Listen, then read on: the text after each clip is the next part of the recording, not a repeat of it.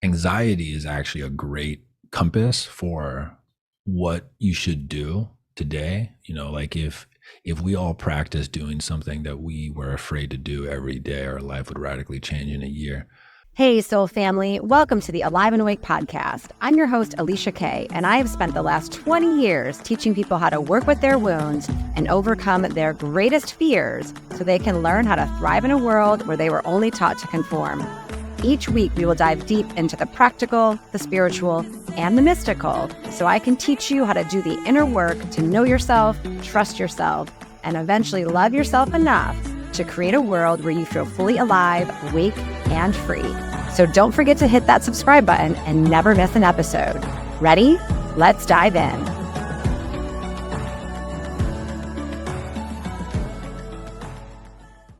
Welcome to the episode, everybody. I am here with this amazing, incredible mentor of mine who is all things conscious, unconscious, darkness, light, spiritual, practical. He really, really helps you dive in deep into your brain and your psyche to help you figure out yourself. And so Erick Godsey is one of the men in my life who has made even this podcast possible. And I am truly grateful to actually be able to come full circle to have him on, where I am dancing my Dharma and living out my dream from all of the things that he has helped me with in the past 3 years. So welcome to the show, Erick. Thank you for having me on, and it's so cool to be on your podcast. I remember when this was just an idea that you were talking about sheepishly years ago, and so it's an honor to be here. I know. I feel like a little schoolgirl, and not because it's like, oh my gosh, I'm interviewing Erick. It's like, oh my God, I'm doing my thing. Like, this is so cool that I actually get to speak and use my voice and just drop in and be present and interview some really damn cool people, which is what you've always talked about as to why to do this thing and not to be Yeah, afraid. And here we are. it's beautiful to see. Hell yeah. So you have such an extensive resume when it comes to Jungian psychology, working with the conscious and unconscious mind, talking about dreams and Dharma and evil recently. Yeah. What's on your heart? Like, what are you working on right now? Where are you at? Yeah, what is alive for me right now is I've been really interested in trying to find a mythic frame to talk about something that I see like that is happening in culture right now that feels like it's a monumental uh event, but it's the type of event that we can't notice. And I don't have a concise frame around this thing, but I'll try to just give a little bit of it without hopefully sounding confusing or going too far down rabbit holes. But it's essentially, it appears to be that we are in a time where you could argue that this is the first time that a paradigm shift has happened or is happening, that humans have gotten to a development of mind where they could notice that it's happening. So the argument is that there's been about 4 or 5 major paradigm shifts that have changed everything about humanity, and it's all linked to a new invention in technology that changes our capacity to communicate with each other. So the way the argument goes, and this is fleshed out by 2 philosophers, Alexander Bard and a Swedish man's name that I can't pronounce, and I apologize. But the first one is when we invented the capacity to speak. The second was the invention of writing. The third was the invention of the printing press. And then this one that just happened was the invention of essentially the internet. And that a paradigm shift takes decades to centuries to fully transition. And it radically changes the power structures, like who are the types of people that rule the world, what are the types of things that bestow those type of people power, what are, the economics change, the politics change. And long story short, we are in the fourth major shift, and we might be the first generation of people that can notice it as it's happening, and it's just beginning to happen. And I see it almost as kind of like a horror story, but not as in like all bad. Just there's horror in the sense of the way that I am currently working with it is there are a new class of beings on this planet that don't fit our frames for what it means to be a being.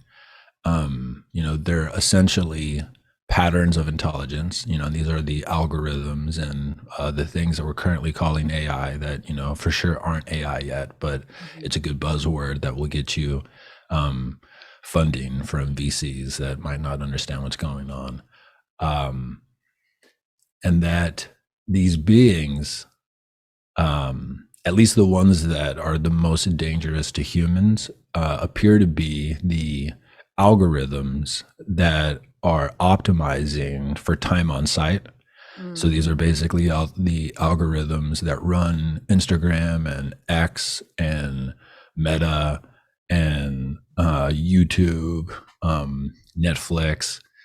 And there's a researcher, a social psychologist that I've been reading his stuff for over 10 years now, and he's a genius. His name is Jonathan Haidt, Haidt. And he is the person that I'm aware of that's beginning to track the research that seems to be like the first wave of evidence that a radically significant event happened between 2012 and 2015. And his argument is that 2012 to 2015 is when the proliferation of phones met the maturation of these algorithms that optimize for time on site. That there is now a huge spike in preteen self-harm, preteen suicide, Yeah. Mental diagnoses, specifically amongst teenagers and preteens. And he's writing a book right now that's not out. So I see that there's like a thing happening that we almost like need myth to really appreciate like how significant it is. But at the same time, and this is why it's not a black and white thing, it's not good versus evil, it's not all technology is evil, which is such a naive perspective that a lot of spiritual people fall into, and maybe we can talk about that if we want to. But at the same time, the reason I have almost every friendship that I have is because of a useful use of the internet. The reason that Fit for Service exists and why we're able to connect with people and help and then create these in-person events is because of the internet. Anyone who is alive now, who is able to direct their attention and actually surf the internet and not be completely addicted to the algorithms of distraction, the opportunities to learn anything that is known and to get good at any type of useful skill has never been more democratized, in recorded history. And so like both of those things are true. And what I have found that's been really interesting is like I can feel that I'm obsessed currently with trying to frame this idea in a way that's interesting to people, because it's the type of thing where people don't like to be reminded of their addictions. Mhm. And the big elephant in the room, in most rooms, is how just immensely addicted we are to our phones and to our computers. But specifically, we're addicted to, we are addicted to being distracted. Mm, mhm. And the thing that is so uh, insidious is, we are now living in a world where we're interacting with these beings that we don't recognize as beings because they don't have the forms that we're used to.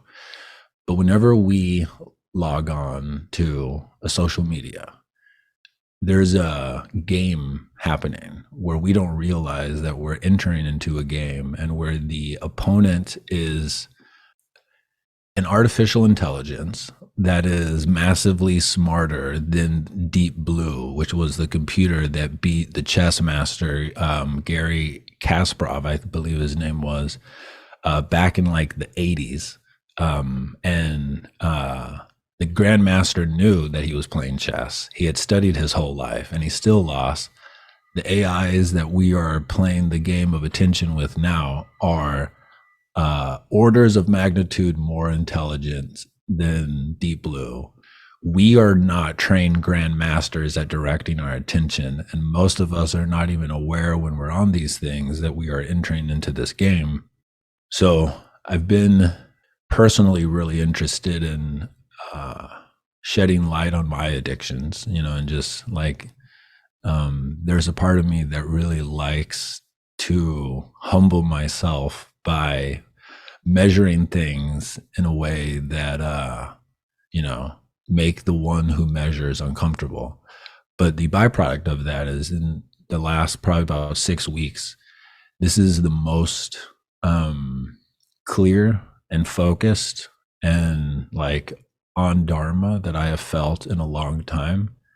And a big part of it has been really bringing to conscious awareness my relationships with these beings, again, these artificial intelligences that are programmed to optimize to keep my attention on the thing. It's huge.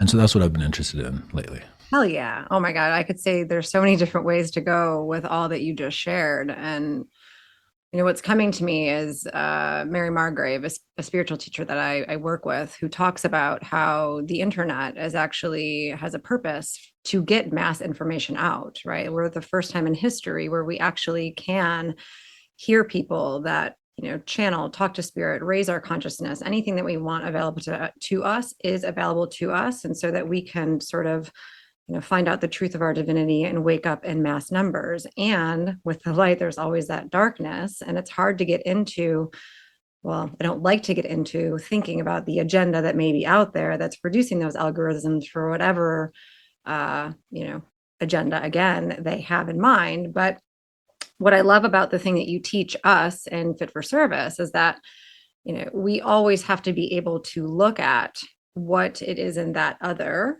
right? Like, what is it in that is serving me? And to be able to put my hand into, well, if there is something out there that is creating this algorithm that is going to keep me addicted to my phone, or keep me addicted to alcohol, or keep me addicted to, psychotropics, or whatever it is, then where do I fall in line with that?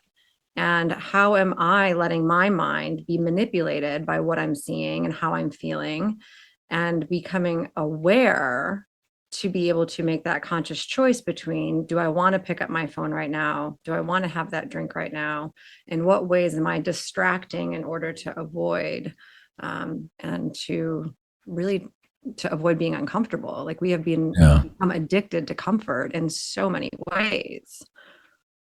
And the thing that I hope to, continue to sing the song for on behalf of, when it comes to like whenever I talk about things like this, is um, I think Buddhism got it really right. And the mythic story of Buddha's awakening, where he's under the Bodhi tree and he, quote unquote, wakes up. And in response to that, over the horizon comes the king of demons, Mara, in response to someone claiming that they're awake. And as he rises over the horizon, his 10,000 demon children come with him, and every possible weapon and poison and bomb and arrow. And he hurls his children at Buddha. And Buddha's response to it is to take his two fingers and place it on the earth so that the earth can witness the truth that he is awake. And then, like a vibratory shock wave comes out from the earth and turns all of Mara's children into flowers. And the whole sky is just full of flowers. And what I take away from that is, ultimately, there's a level of awareness that we all already have, that if we can notice it from that place of awareness, whatever is happening can be turned into a flower. So if you can be with any of these machines in the flower making consciousness, you have access to the most beautiful helper in manifesting your art or your intuitions or your help out into the world.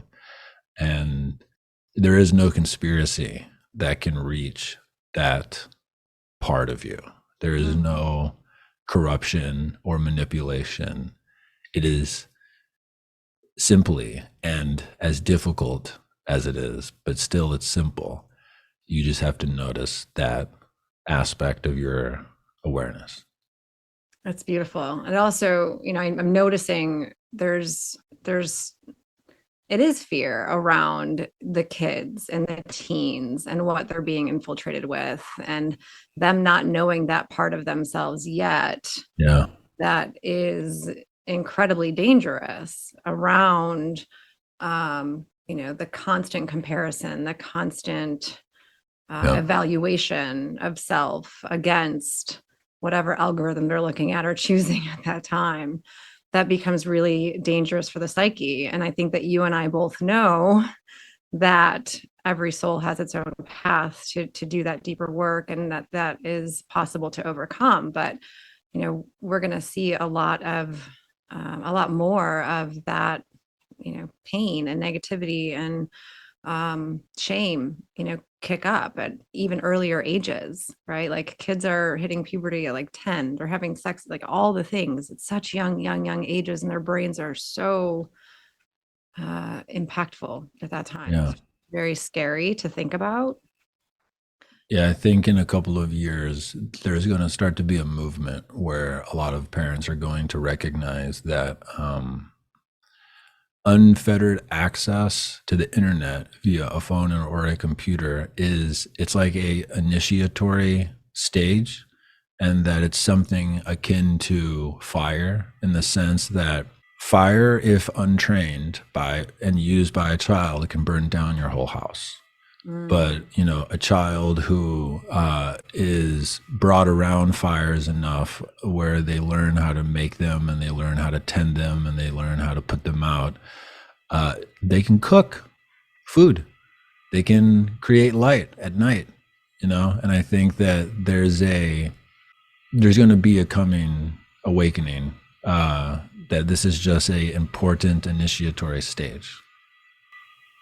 I can sense that. And I even see it at home with my own son, when it comes to a game that I begrudgingly allowed him to play, and, just to test it out, to see how he would do, to see if he was mature enough to handle it. And, clearly he's not, because it makes him a different child when he chooses to play that. And Interesting. lots of conversations around, do you notice that when you play this is how you act, this is how you behave, this is how you treat me, this is, it's changing you. And he's, he gets it, but he, at that age doesn't necessarily care. How old is he? 10.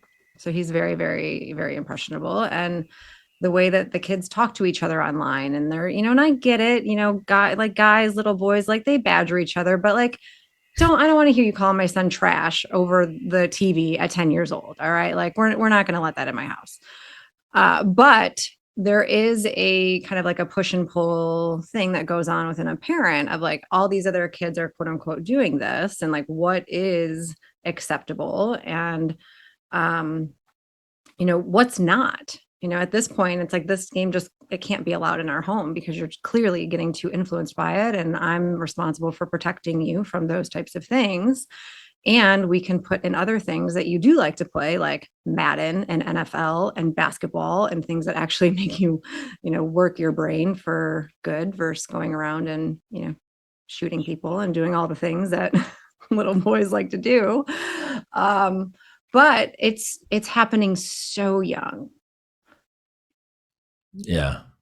It's it's uh it's tough, but it also seems to be that we're in this interesting space where there aren't yet coherent enough communities Mhm. of like-minded parents who can see that a lot of what we accept as normal or accept as mainstream or accept as just the way things are, a lot of those things are not attuned to how we have evolved to be. And that's the nicest way to put it. A bit more of a scathing way to put it is almost all of those things are contributing to a numbed, toxic body and mind that accumulate, like if the food that you eat is packaged and you get it from the middle of the grocery store and it's a famous brand and maybe it's a brand that you had as a child,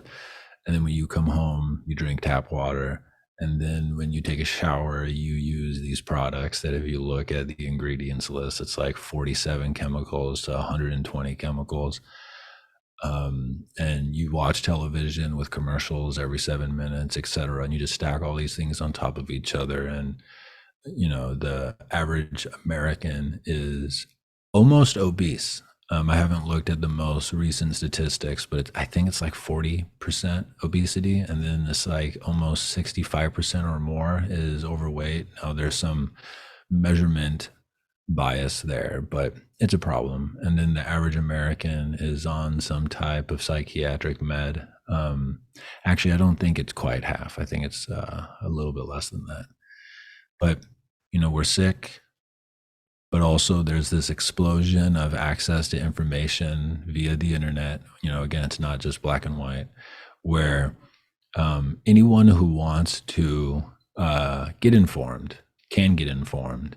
Now, the dark side of that is it's just endless rabbit holes of a bunch of different people Always. trying. Yeah. And it's, if you just stick to the 80-20 of that type of stuff, you get, like the 80-20 is just eat real food, and just let the rest be what it is.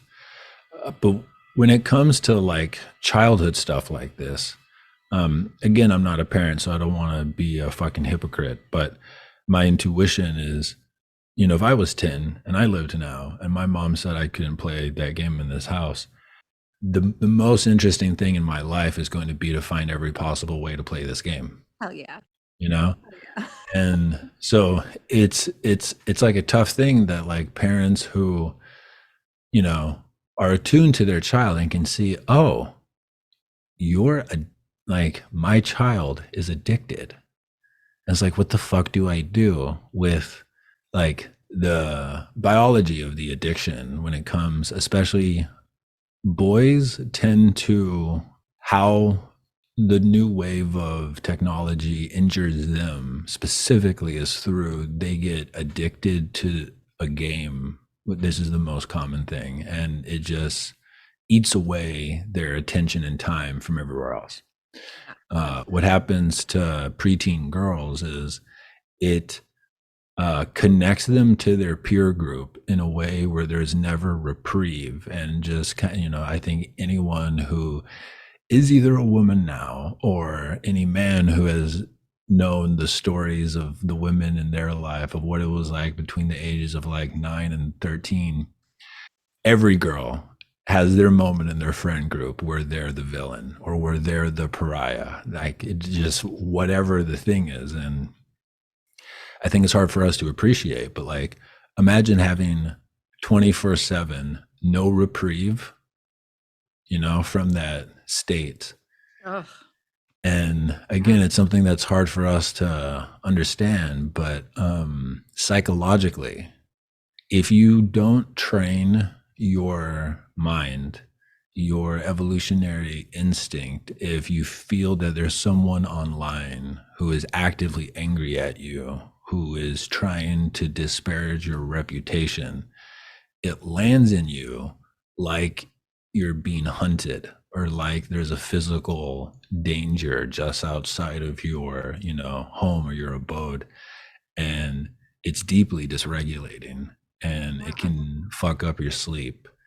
Um, but if you want to talk about inspiring things or good things or awesome I know. things, I was gonna say, uh, shit. I was like, what's bringing back to me is like when I was getting picked on and bullied by some people in my school, and I hated school, and I couldn't wait to go home because I didn't have that in my face all the time. I could get a break.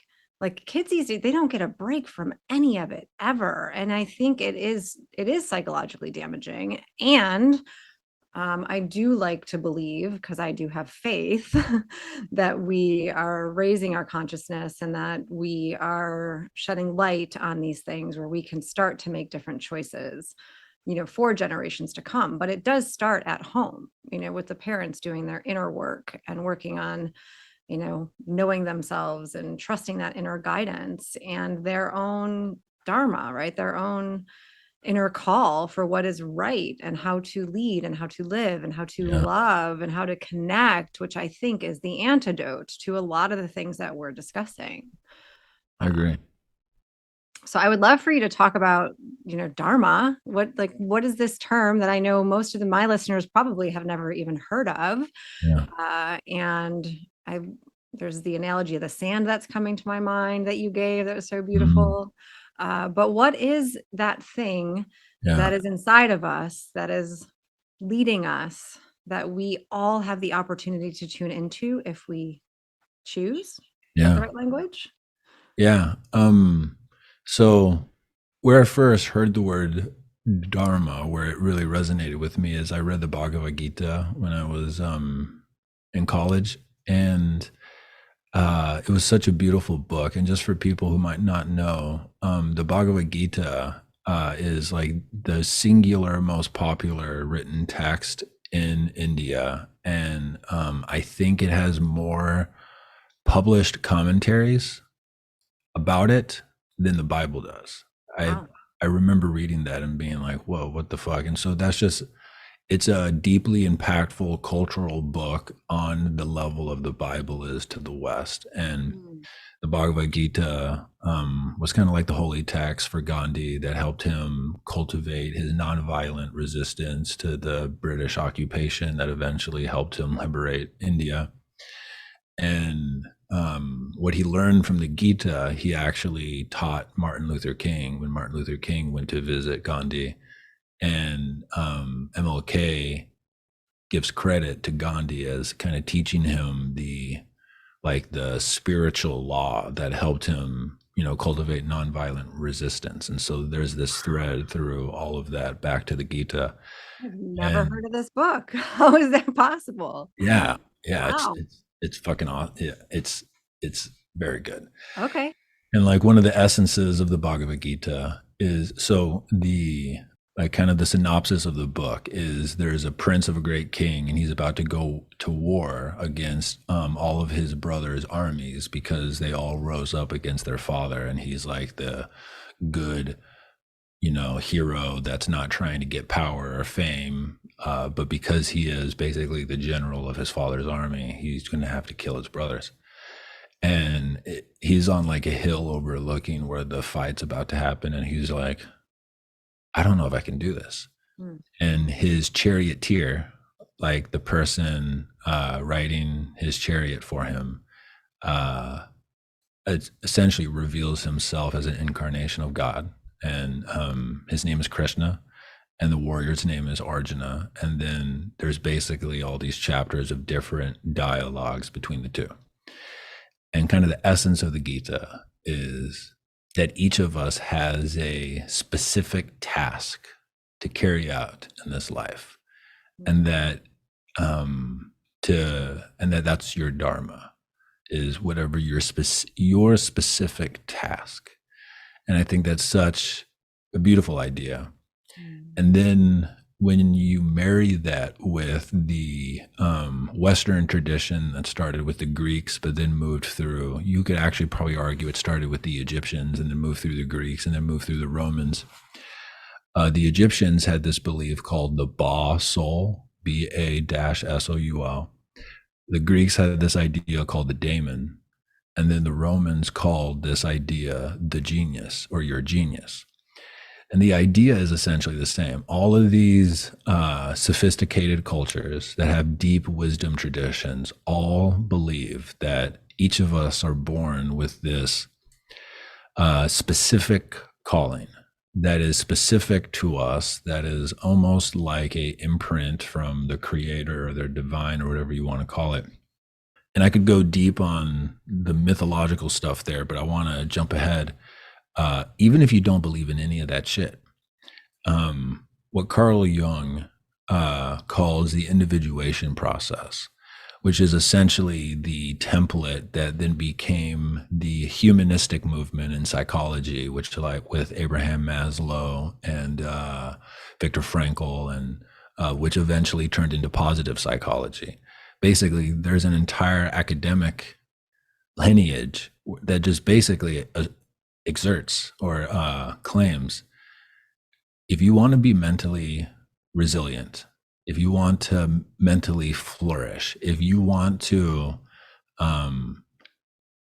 have all of the qualities that we've explored through 20 plus years of positive psychology about who are the most flourishing people, the kind of prerequisite frame is you have a specific calling.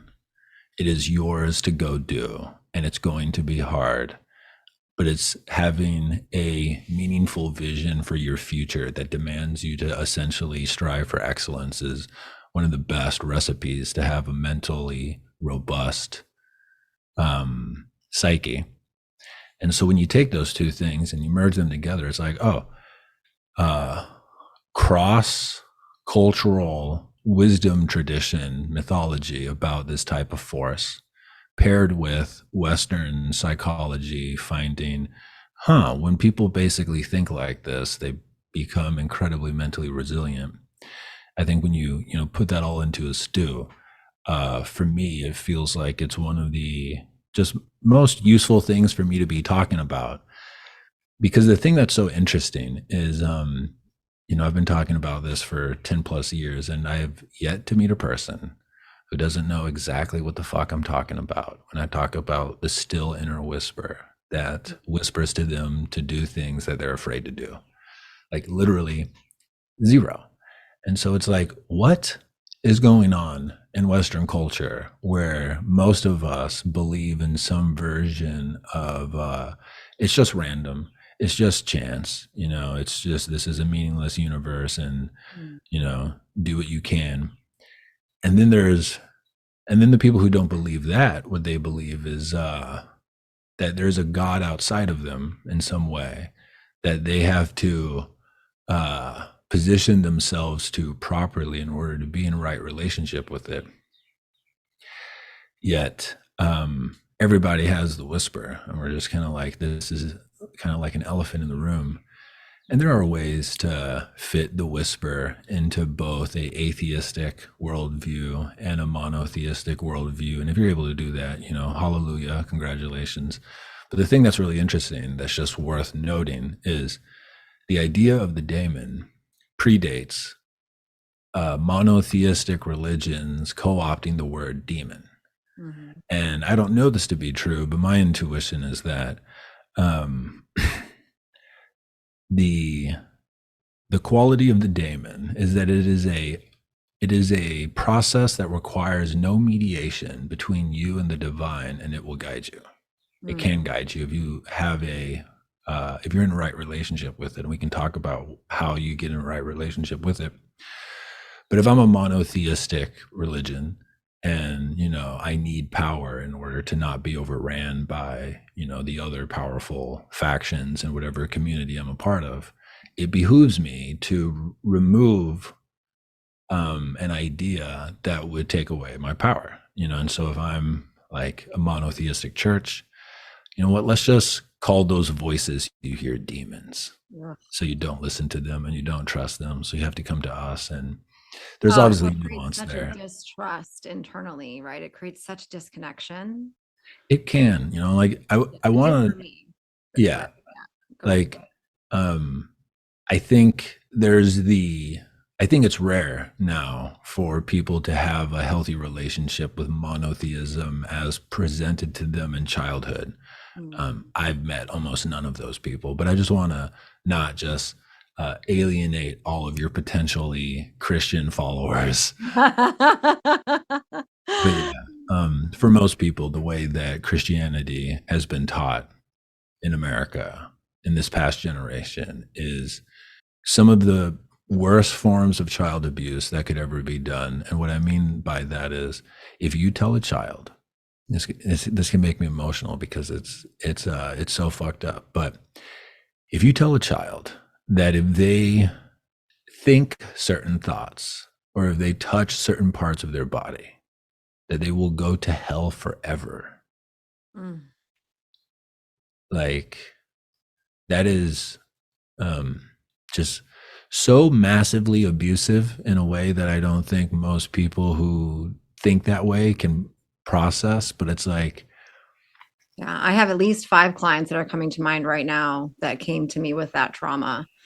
And it is so shaming and it is really detrimental to the psyche and how you feel about yourself and knowing yourself and trusting yourself, and incredibly damaging. And it is a gift to help someone work through that. But the damage that it causes, one, because it's a very, very natural thing. And I just remember a specific family, I asked, well, how did you treat him? What did you say to him? Well, that he's sinning and he's going to hell and that he's not going to be right with God. And I'm just like, oh God. Right. Like this is what's happening in our culture from, people not knowing what they just don't know, unfortunately. And that's incredibly sad. yeah, forgive them, Father, for they know not what they do. Right. Exactly. Exactly. And they think they're doing what's right. And but yeah, back to your point about how monotheistic religion and even atheism, it wants to pull you away from the whisper. Atheism is such an interesting thing because, I was a raging atheist for a long time. Same. And then I found Christianity, and now here we are. Yeah, I never found Christianity. Oh, And for me, and what seems to be the case for most atheists, is the thing that they rebel against is the, disfigured caricature of monotheistic religion, which, I think deserves a rebelling against. But then atheists, especially, I'm just again speaking from my experience, because the only version of Christianity that was presented to me was just so flaccid and contorted by, like, I could just feel as a child, everyone who was talking about this, it's like, none of you are connected to the energy. Like everything in here feels dead, like, and that's just the church that I went to. It's just like the whole, like, still in my memory, it just feels like it's this inert, sterile, dead place. And God wasn't alive there. I interesting. think there's deep, profound wisdom in the Old Testament and the New Testament if you are able to sift through, a lot of what is not wise in those books. But with that said, atheism is this really interesting thing where it's like the amount of shit that you have to filter out to be an atheist and to, like, you are a walking anomaly miracle explosion of improbability and unfathomable complexity in order to even say with your mouth, I don't believe in God, and I think this is all, happenstance. And just like the thing that's also interesting about atheists is like the quip is, even atheists will dance when their favorite song comes on. And if you actually feel into for a moment, like, so just like again, to be specific, atheists are different than agnostics. And atheists claim that they know that there is no God. And I think that is a funny position to be in because in order for you to be an atheist, you have to pick a definition of God that I think is caricature like. And,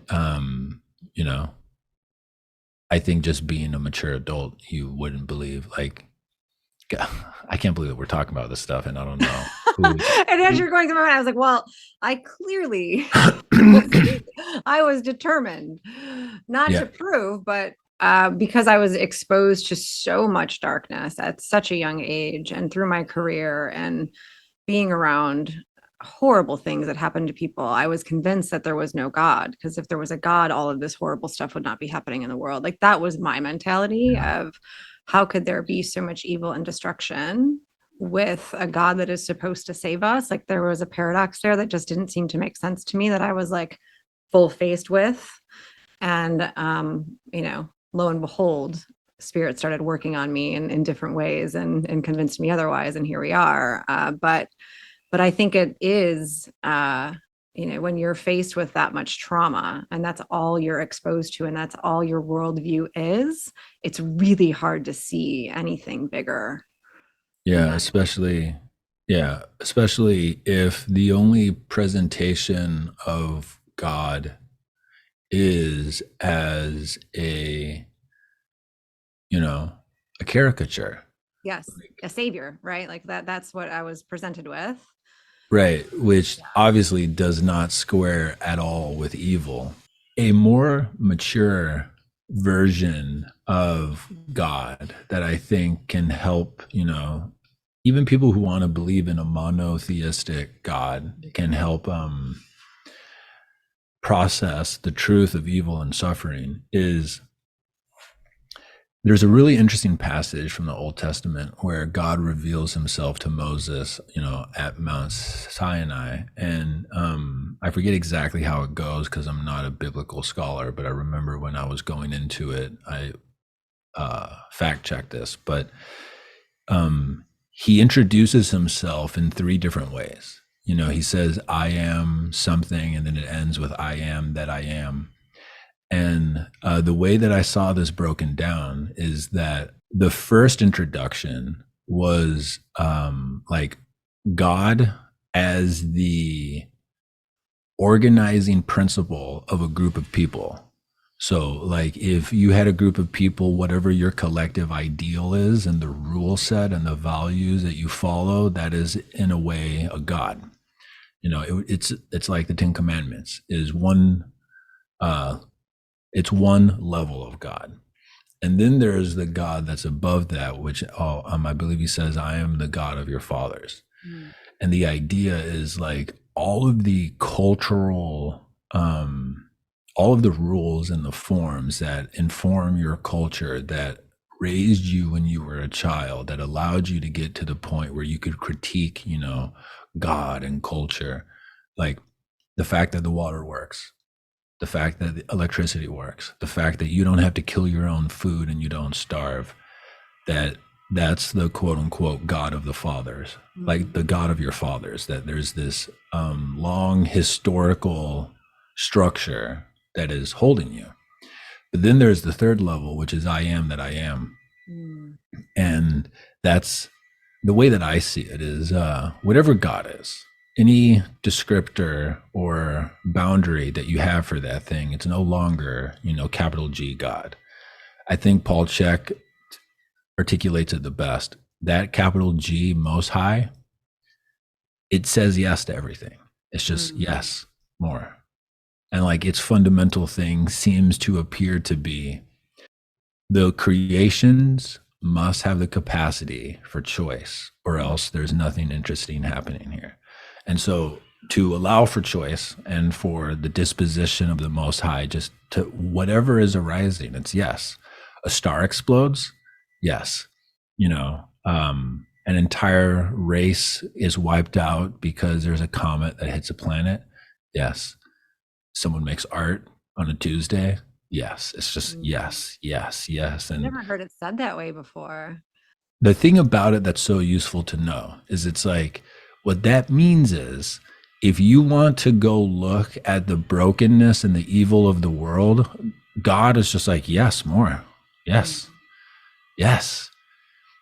The way I've heard it described, and this is obviously an anthropomorphization of a force that is totally beyond human desire, but it's as if God is so in love with you that it's just like, whatever story you want to tell me, yes, yes, yes, yes, thank you.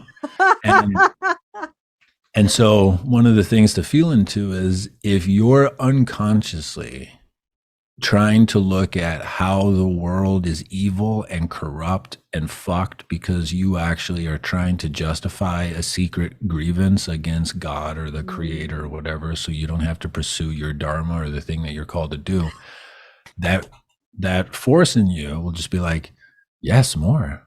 So so crazy you said that. that's God as the Most High. Yeah. The thing that I think is kind of hard to fit into that whole into those three versions of God is one, where is the female aspect of God? And it's like there, it's such an obvious hole in monotheism. It's like, where is the female aspect of God? And I think for me, the female aspect of God, mythologically, that stands out to me. In Buddhism, the first story of the Bodhisattva was a woman. And the essence of that story is that she gives up her liberation so that she can help all other conscious creatures reach liberation, and then she'll claim liberation. And so there's a cool story about that. In the Greek pantheon, the Gnostic idea of Gaia Sophia is kind of the Greek version of this entity or of this female aspect of God. And basically, the way that I see it is whatever is the interconnected intelligence in an ecosystem that generates the seeds, that generates the plants, that generates the trees, that creates this complex interdependent system of flourishing, that the female aspect of God is essentially the part that like places a seed in each of the creations that like it's not guaranteed and it will be the hardest thing that you will do, but there is a inner pattern within you that can only come through you and the unique configuration of space and time that you are. And you have a flower in you that you can bloom, and so I think that that's the daemon/dharma idea. It's so powerful to think of it that way. And through my evolving consciousness, it has become that, but it's literally sifting through the weeds of all that is not that doesn't resonate, that doesn't belong, that has been implanted through pain, right? Through the stories that we create in the mind and the ego holds on to in the wounding, that it is finding that, it's following that. And the reason that I was laughing is because I said before we hit record on this call was the last time that I had sleep paralysis was 15 years ago. And it was when I had that view of God, that there wasn't a God. And I was in my apartment. I was I was doing bodybuilding competitions. I had a horrible eating disorder. I was just suffering immensely, borderline suicidal a lot of the time, or like binging and purging on food or alcohol. Like there was just a very big pendulum swing between both. But what was coming to me as you were talking is in your dream analysis course, which I highly recommend that everybody go to Make Your Myth podcast on Spotify and listen to the 2-hour episode where Godsey gets into how to evaluate your dreams, because it has been a game changer for me. And because I did this work and because I know him and I know how to work with my dream space, not on a really high level, but on an enough level to know that sleep paralysis and that thing that I used to think was a demon that was coming in to rape me really was my higher self calling to me, wanting me to face it, wanting me to turn around and look at it, to see how I was out of alignment and how I wasn't living in my highest path, which just Yeah. coincides exactly with Yeah. Just real what quick, we just the just talked caveat about. for, yeah, just real quick, I'd like to offer the caveat for people listening, because for people who have never heard that idea, that will likely be a very jarring thing to hear. And I just want to offer some padding around it. And it's essentially, um, the frame of like dream work that I come from is, entirely informed by Carl Jung, with some sprinkles of modern science, but it's mostly Carl Jung. And the idea is essentially you have a deep intelligence in your unconscious that, it's the intelligence that beats your heart. It's the intelligence that replicates your cells, and it's doing it right now. And the fundamental idea is like, one, that thing is a immense being that we don't understand, but there's a couple of things that we do seem to know. It seems to care about you enough to give you messages in your dreams if you can learn how to speak its language, which appears to be symbolic and emotional. And often your terrifying dreams, your nightmares, is actually archetypical category of dream. And that category of dream is essentially always attempting to convey to you that you are in deep denial about some truth in your life. And that the way that truth is trying to symbolically pierce you in your dream is through a horrifying symbol, because your dream's trying to convey to you this thing that a part of you knows is true. The most horrifying thing that could happen would be you become aware of it being true. And so it feels like that in your dreams.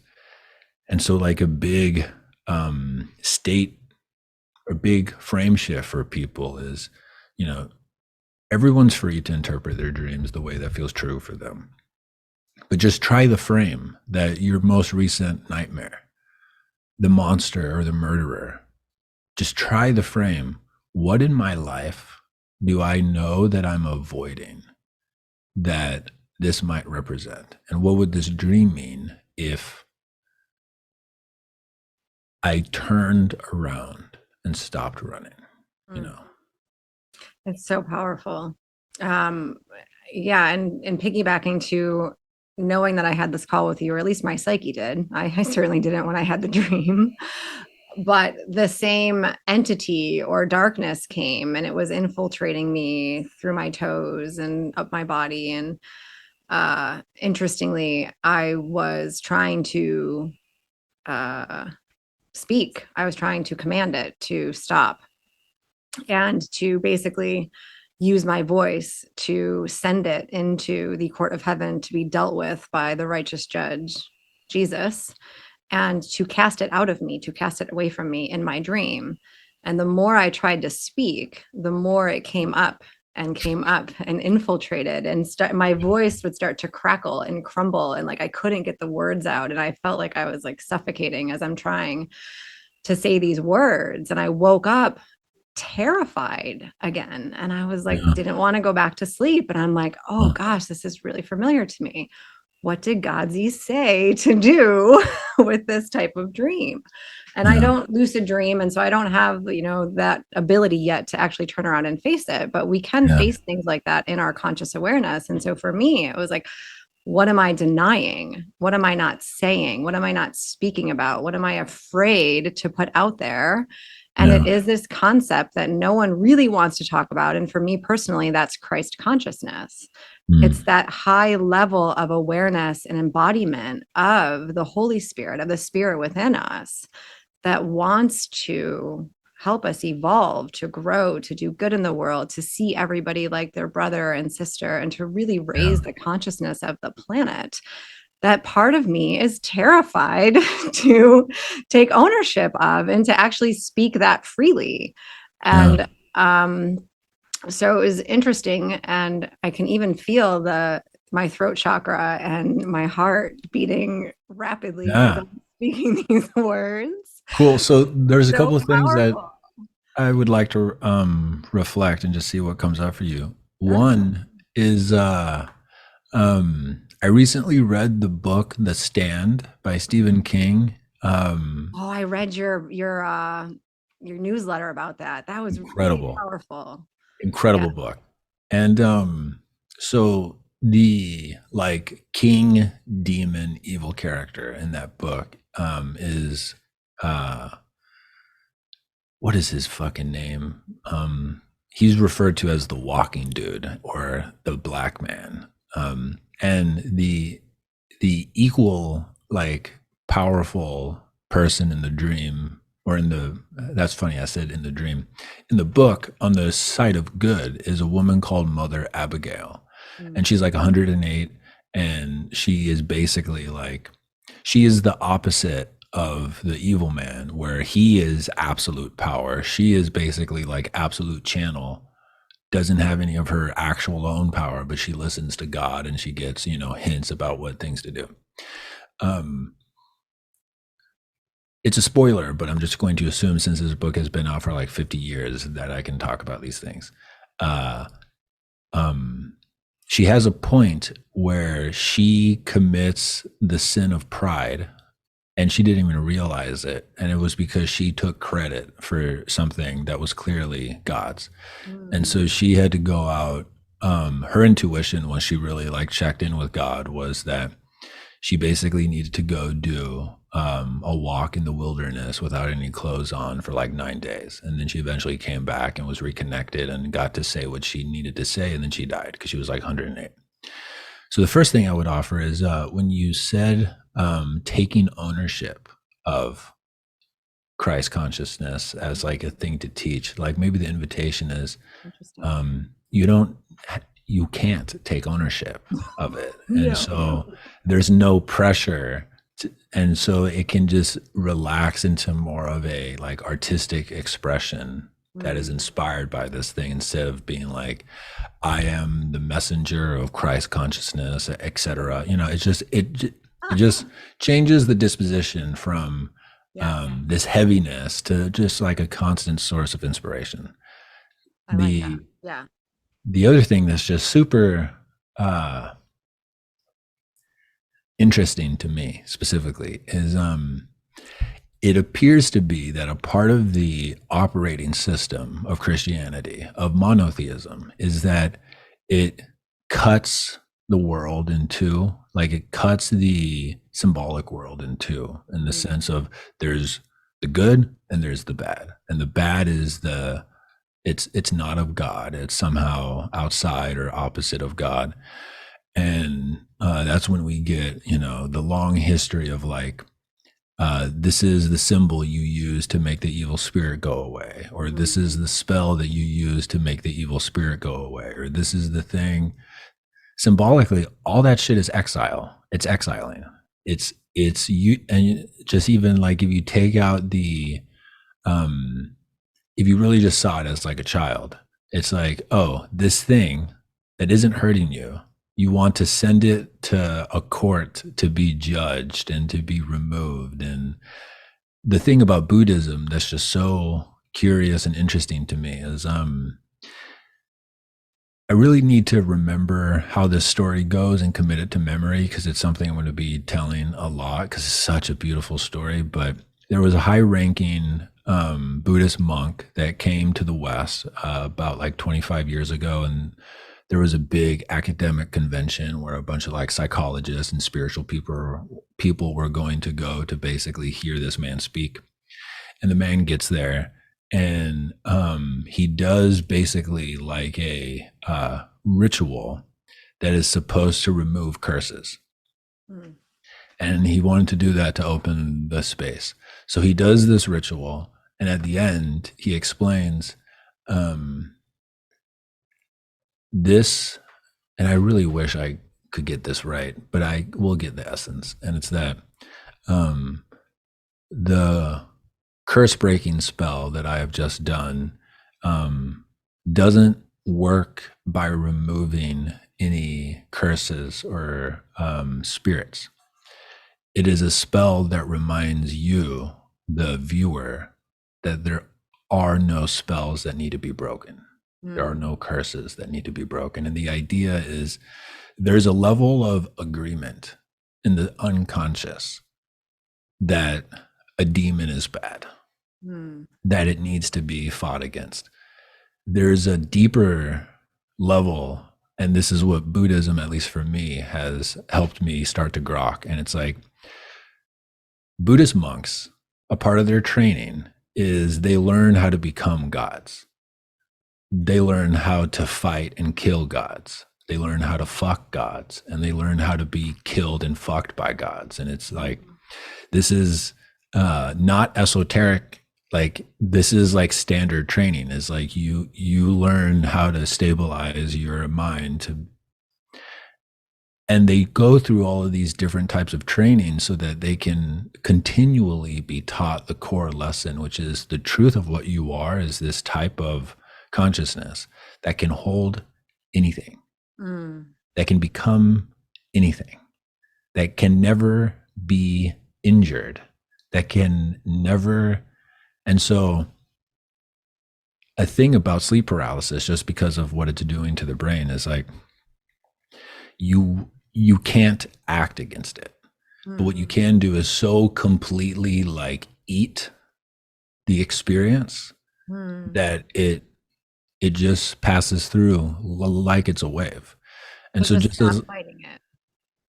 Surrender. not only just surrender, but like maybe play Huh. like the Buddhist monk plays with like, I am Lilith, the darkness eater, and I'm going to ecstatically enjoy this darkness as it comes through me, just recognizing that it is a phenomenon that passes, and the thing that remains after it passes is still pristine, That's always. incredible because I've been doing a lot of work with Mary Margaret specifically around the dark energy, right? The rage, the anger that we have denied in the feminine, and really taking ownership.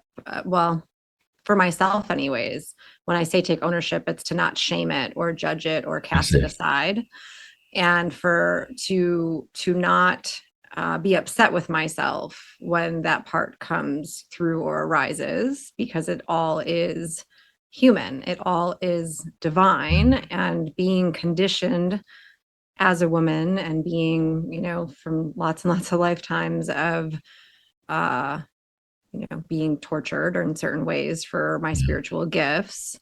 It is interesting that that Lilith and that darkness is coming through as you're talking today, because maybe it also is more in line with what I need to embrace and embody and not be afraid of. Yeah. Yeah. Like, Hmm. uh, again, it's,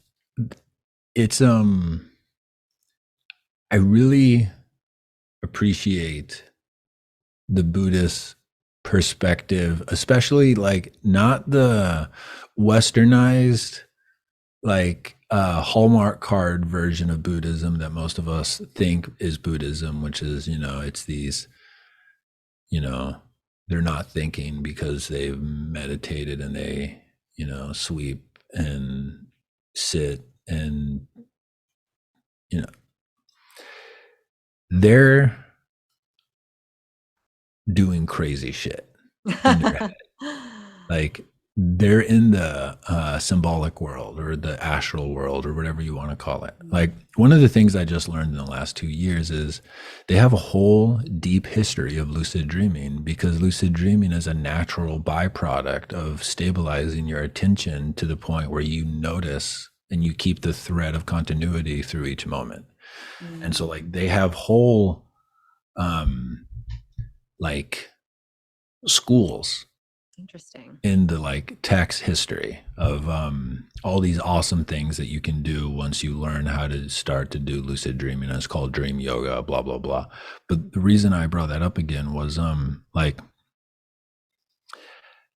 there's a frame of what the mind actually is that comes from Buddhism that I find is just it's so the mind is the type of thing where whatever story you give it, your mind will adhere to the contours of the boundary of that story as a new frame, and will just be like, oh, it's like God in that sense on some level, versus like, oh, this is a story you want to tell? Yes. And we just see through that frame. But the artistic opportunity for different frames is practically infinite. And the Buddhist frame, or at least the version of the Buddhist frame that I'm able to articulate, is like um, there is nothing to fear in the realm of the psyche or of symbol. So and this is an idea that a lot of my spiritual friends deeply disagree with. But so in the physical world, there is clearly shit that you should fear, and fear is adaptive. Now, fear and anxiety are different. And I think fear is when you are in the immediate presence of a thing that could hurt you. Anxiety is the anticipation that a future state you will be in the presence of something that can hurt you. Anxiety is actually a great compass for what you should do today. Like if we all practice doing something that we were afraid to do every day, our life would radically change in a year. So in the physical realm, there are things that you should fear. But in the psychic realm, there is a story that you can train your mind to see through, where it's anything that arises, because it is arising within this space, which is the space of my psyche. If I choose to access that Buddhist consciousness, I can just simply make it flowers. And if I can't make it flowers, I can be with it in a way where there's this idea in Buddhism that's called the second arrow. And it's that the first arrow will hit you, and you can't change that. But your role is to not shoot yourself again for being shot. And so it's basically like, if you get mad, you got hit with an arrow. But if you shame yourself for being mad, you've hit yourself with an arrow for being hit by an arrow. And so even if you can't turn it into flowers, you can just allow whatever the thing is to be, and then assess it afterwards, compassionately. And so I just share all of that to say, the things that we fear when it comes to the non-physical realm, we unconsciously enter into a game with that process in us that, oh, this is a thing that I fight. It's like you can learn something in that type of thing, but also if it's crippling you, and I don't mean you, I mean the listener. If it's like crippling, you can just evaporate that game, because it's a game that you're choosing to play with yourself. Oh, we could talk for hours about the games that we choose to play with ourselves. Yeah. On some levels, what life Oh is. my gosh, it's so good. And so what would be a couple tips for people who essentially shoot themselves with an arrow, or they, get mad or shame themselves, or they feel their inner critic coming in and they're getting on the shame train, or, all of that? What would what is your process for dealing with that when you, because what Yeah. I see, unfortunately, is a lot of bypassing going on and around, everything is love and light, and I'm supposed to see everything with as flowers. Yeah. That's a And good point. that's just not Yeah. really human, right? We have a full wide range of all emotion, and we came here to experience being a human being. So how do you work with that? Like, what do you tell people that? Yeah. I don't tell people, but if people come to me, either explicitly wanting to be coached, uh, then I have a bunch of shit to say. And people in my life who aren't looking to be coached, but they're definitely coming to me for help. Basically, what I try to do is, in some way, I try to connect to their knowing that they have a calling. Hmm. And depending on who I'm talking to, will frame, like, is it a story? Is it science? Is it me making fun of them? Like, what's the thing to help get them to that point of remembering? Yeah. And then if I can make contact with that part of them and like attune to it, then I try to dream with them into the version of the future that they desire, that they can actually see. And for some people, it's only like a week, into the future.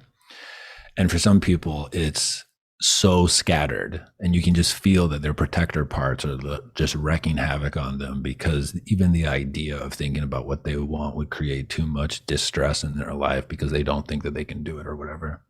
Yeah. Yeah. And so the attuning to the part that dreams, or that has a dream, and then trying to feel into an aspect of whatever dream can be seen. And then once that's done, trying to hone in on a specific daily task or habit or ritual that they could commit to, with the connection to it being like a fundamental part of them fulfilling that dream that they have. And then if they're still with me in that combo, helping them create like the plan to actually enact that behavior. Because ultimately, kind of the way that I see everything, what's the right way to word this? I think the 80-20 spiritual practice, as far as I can see, is always be in a project that is connected to your dream, Hmm. where you're practicing or installing some micro habit that your future self has that you currently don't have. And there's something for me, whenever I am actively attempting to just micro improve some small part of my life that I know is like an atom of my future self, Hmm. it feels like I'm awake. It feels like I'm participating in what wants to be done. And that once you start to appreciate the power of the just right micro compounding habit, you can start to see, like, oh, the way not to do this is to try to make a bunch of radical changes and then shame myself and then stay unconscious for 6 months until I have a catastrophe. And then I try to change the thing again radically and then I fail. And just connecting to the fact that, okay, if I 1% improve my habits around eating for the next 2 months, for the rest of my life, I will reap the rewards of those small micro habits, because nobody's dream self is fat and foggy, Yeah. just period. And, um, your physical health is a lagging metric of your habits around health. Your financial situation is a lagging measure of your financial habits. Your relationships are a lagging measure of your relationship habits. And the thing that is I'm trying to find a new way to make it sexy because most people's eyes go, dull when they hear the word habits. But the thing that is um, that cannot be overstated is the illusion of our fusion with our sense of I is one of the things that blinds us to the fact that whatever we identify as our identity is a huge conglomeration of habits. And all of your habits can be reprogrammed if you learn how to and you cultivate awareness. And it's a spiritually trippy thing because it's like there's literally like your sense of I is a pattern of habits through time. Yeah. And it's like if there's anything that you want to change, if you cultivate the practice of, okay, what are the habits that make up this part of my life? And then you could go look at people that you admire who have some version of that aspect of life that you would like to acquire, and you can deconstruct their habits and start the small process of just updating little atoms in the avatar of you, and the capacity that we have to just totally reinvent ourselves in the vision of whatever our new dream is truly loony. Like it's fucking like you are under no obligation to be anything like how you are right now in 5 years. And so like crazy to think about. Like I remember it's like a distinct moment in time for me where I don't know what it was, like my consciousness came online or something happened where I was living completely in survival mode for the first 30 years of my life. And then it was this moment where I did this thing and I didn't like that I did this thing. And I woke up the next day and I was like, why the fuck did I do this thing again? And something came online and said, you're responsible for this thing. If you don't want this thing in your life anymore, you have the power to change it. Make a different choice. Figure out why you're doing this. Dig deep, understand yourself. And I started really trying to understand, like in doing deep journaling and really getting to get in touch with those things that I did out of habit because it's what I saw and it's what I learned and it was modeled to me and I didn't know another way. But to have that realization around I am the creator of this mess was a huge moment in time that I will always remember, because it was once you know you can change one thing or you're responsible for changing one thing, then it becomes this beautiful game of what can I create and what can I shift and how do I empower myself and what doesn't fit and what don't I want, and then I do become like the creator of my life. Which has led me to here. Yeah, the thing that I'm connecting to, that your story is helping to, just remind me is how big of an obstacle it is for most people to cross, to get the power to be able to, reinvent yourself, quote unquote, is that it requires maybe it doesn't require, but it seems to be a part of the process where you have to get to a point where you are humbled enough to accept the fact that you, in fact, are not completely responsible, but responsible enough to not be innocent in 99% of the things that happens to humans. Like obviously there's the 1%, but even then, if you look deeply enough at that, there's a almost like a justification for the resentment of God through certain types of actions. But that's a rabbit hole. But to just reconnect. Yeah, it really came down to understanding that, I spent my whole first half of life in complete victim mode and having an external locus of control, thinking like everything is happening to me. because something's wrong with me, I'm not enough, I'm defective, like all the stories. And Yeah. eventually, where it was like, wait a minute, I'm the one that's hurting myself now by putting myself in these situations that hurt me or traumatize me or reenact the things that I went through when I was younger. And it really, I do believe that every person has their own process for how they come to that point and a certain readiness and ripeness within them to want to change. Yeah. Wow. What do you think is the most common resistance for people, or what do you think is the most common rebuttal for people who are stuck in quote unquote victim consciousness, and unable to move into the internal locus of control? Because it lands in me, at least, that we live in a time where, like, even to use the word victim just completely, like, it's like it sparks a defense response to the type of psyche that is in that type of consciousness. And it's like, it's so hard to find a word to describe that type of consciousness that isn't somehow inherently demeaning, I you say know? survival mode now. Okay. That Yeah.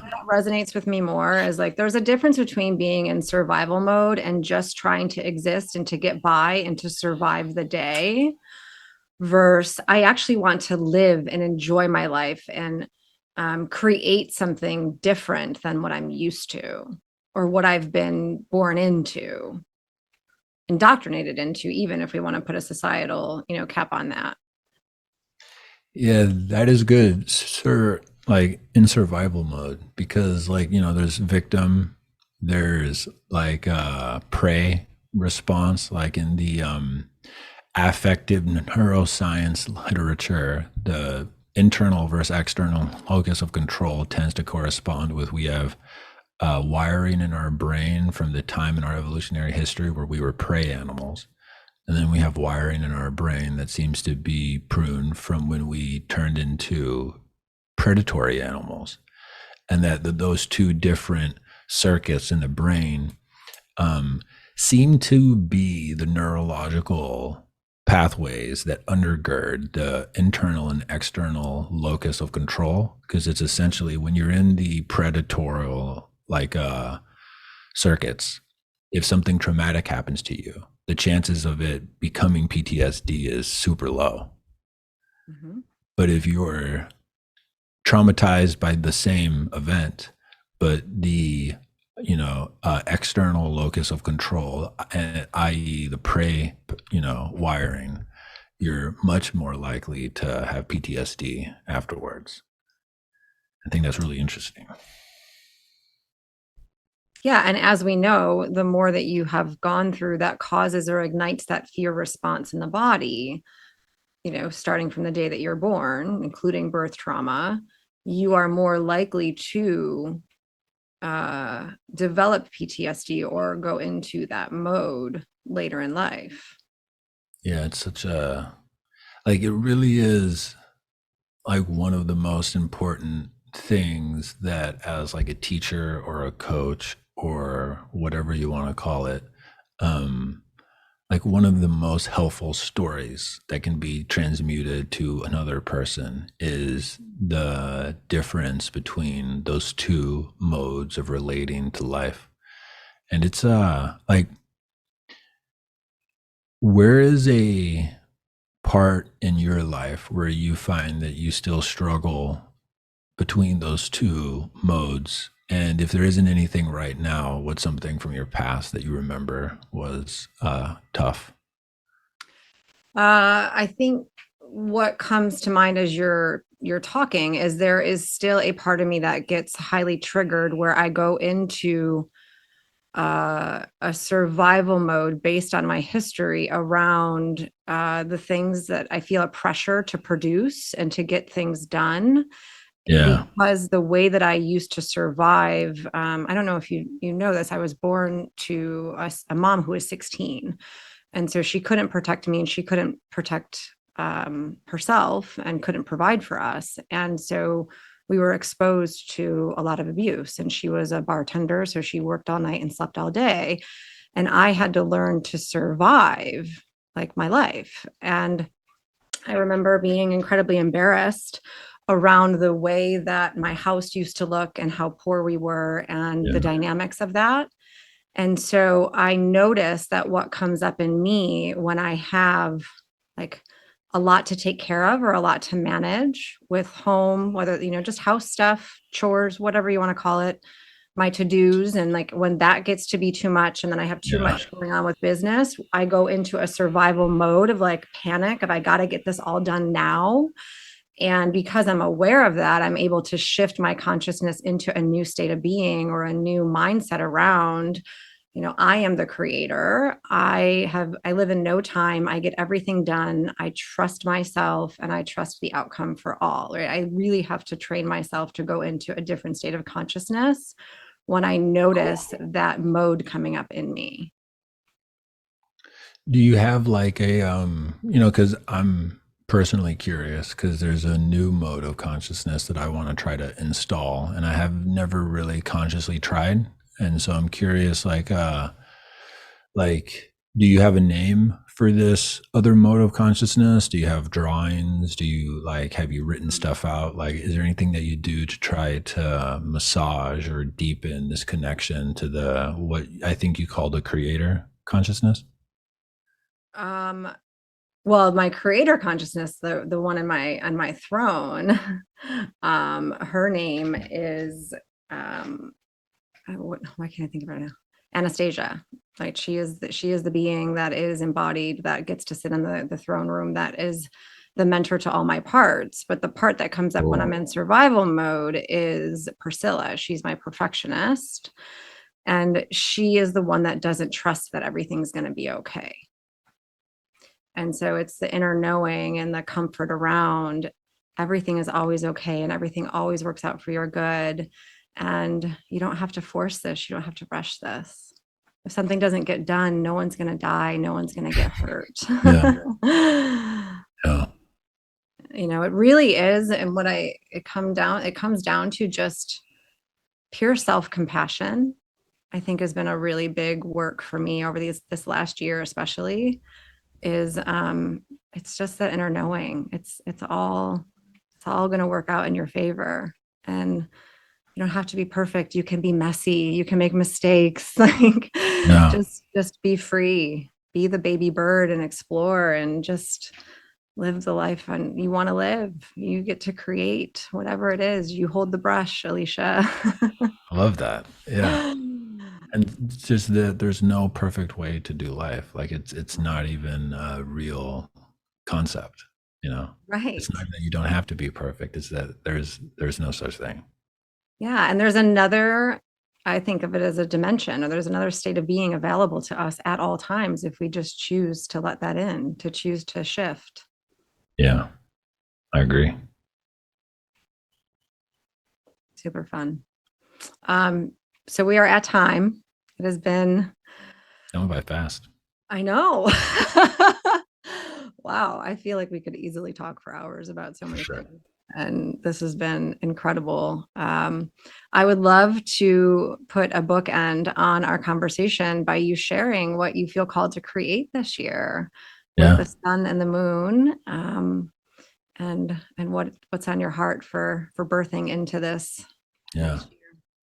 Yeah, so I've been working on the college curriculum that I would teach as a professor since I was in college 12 years ago. And life took me in a way where I never ended up being a professor at a university. But this past year, what we're doing for Fit for Service is we've moved it to a academy style, and I get to be a teacher, and I get to like teach a class, and I've never gotten to teach a class, and so Though you teach many.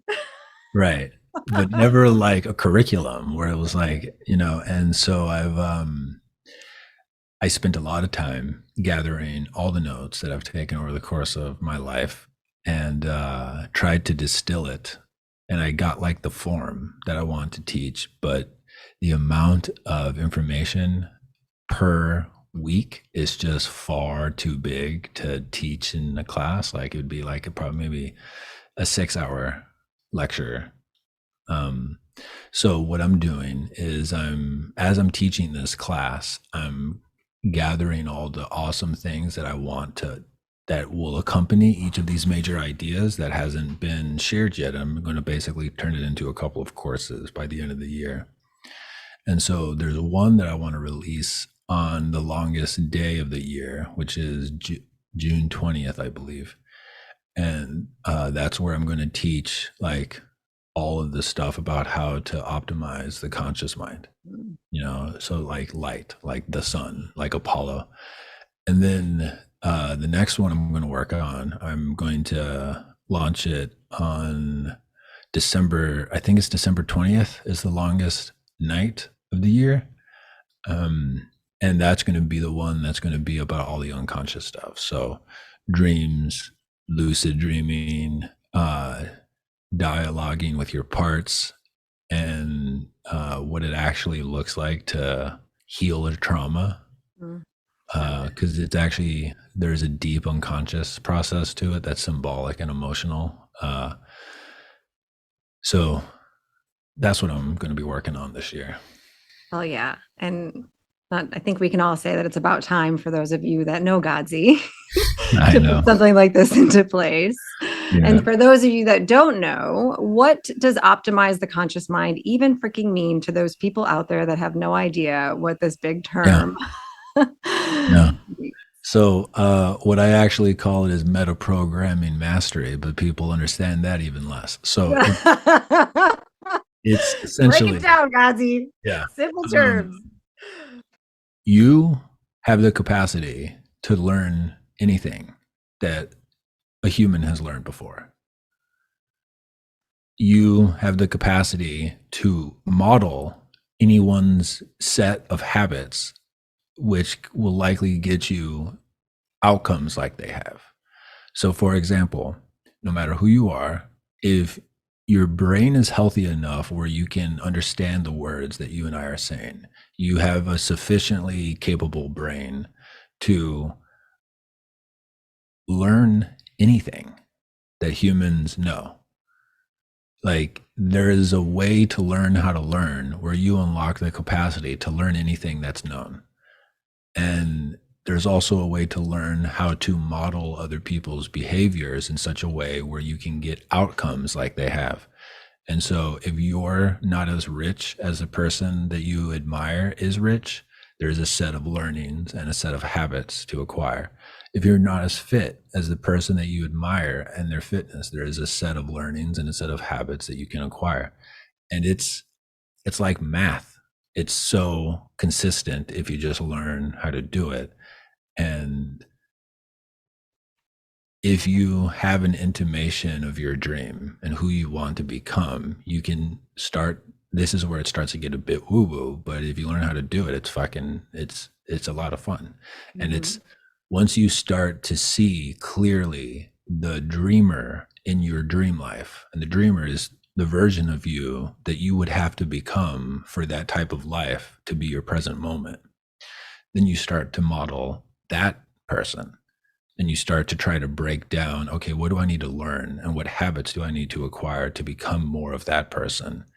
And I think that puts you into relationship with the unconscious force in you that wants you to manifest your Dharma. And then that's when I think a lot of magical synchronistic shit happens, is when we start to meta program our set of programs into alignment with our Dharma. Hell yeah. That's huge, right? It reminds me of, what we want to emulate and what we want to eliminate for when it comes to, humans or people we interact with. Everyone has something that we either want and we desire or that we do not. And we get to figure that out for ourselves. And so I'm super excited that this is coming out and it's going to drop this year. I know it, right? Yeah. Like it's not going to be pushed back. Yeah. And for those of you that don't want to wait, that do want to tap into a little bit more of his medicine, I highly encourage that you start his journaling course, Make Your Myth, on his website, erickgodsey.com. or the Dharma Journal. It's another journaling course, and dive into his podcast. He has a ton of valuable content. And if you like to go deep and if you like to explore the brain, he is your guy. So I appreciate you for all that you've done, not only for me to help me really have the courage to even be building this platform and to be talking to you today and using my voice and to really stepping into my truth of who I want to be and how I want to serve. And you've been a huge part of that for my life. So thank you. You're And thank you welcome. for all of the people that you continue to do this with every year, where you just pour out your own heart and soul, and through your vulnerability, through the way that you show up, is just really an incredible model for the masculine out there in this next generation. Thank you. It truly is a ridiculously wild masterpiece of an honor of a life to get to do what I do. So I'm glad that it's helped. Hell yeah. Thank you, brother. I love you so much. Congratulations. Thank you. Thanks for staying to the end of the episode, everybody. As you can see, Erick Godsey is a wealth of knowledge, and he gets deep into the psyche. And so I highly recommend that you deep dive into his journaling course, to look up his YouTube channel, where he talks all about the shadows and talks about trauma and how to work through the things that you are going through. And follow him so that you can find out when this new course is coming out and get his newsletter for Feasting Fridays. And if you want to connect with me a little bit more, make sure you hit that subscribe button and never miss an episode, because I can't wait to keep delivering information like this to you. And if you really enjoyed what you heard, please leave a review, because that's how I can get out there and share this with the collective.